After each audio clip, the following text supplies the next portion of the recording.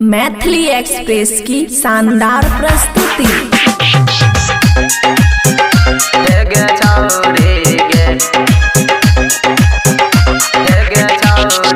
DJ राजा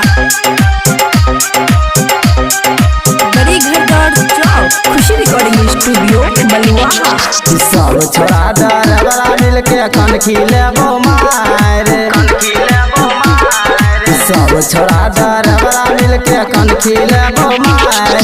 यार heater ही बतिये भी गे छौरी, यार हीटर ही बतिये भी गे छौरी। चोली देबो फायर गे छौरी गे, तोहर बाप चौका साई है गे छौरी गे, तोहर बाप चौका साई है गे छौरी गे।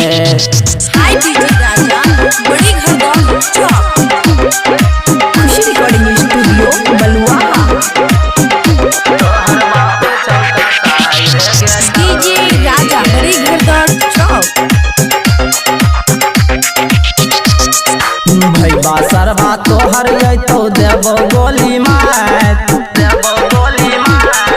भैया सरवा तोहर तो देबो गोली मार।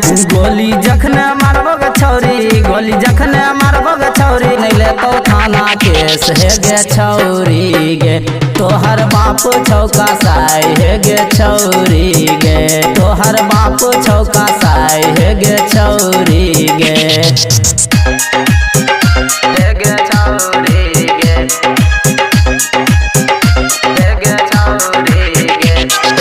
डीजे राजा बड़ी घर चौक। कहलियो छौरी चल गता हूँ तिल के सर है गे बाजार, तिल के सर है गे बाजार। कहलियो छौरी चल गता हूँ तिल के सर है गे बाजार। जोरा पायल तोरा गे देबो, जोरा पायल तोरा गे देबो कि ना देबो। हथवा कलरिया है गे छौरी गे, तोहर बाप चौका साई है गे छौरी गे, तोहर बाप चौका साई है गे छौरी गे।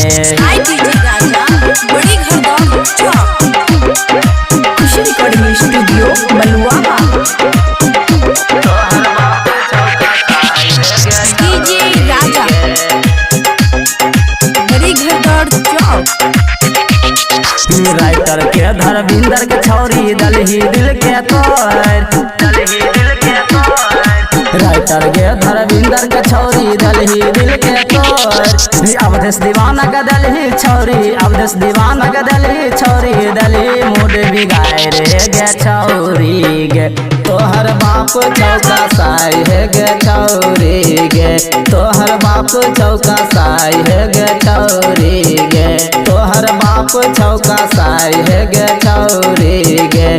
खुशी रिकॉर्डिंग स्टूडियो बलुआहा।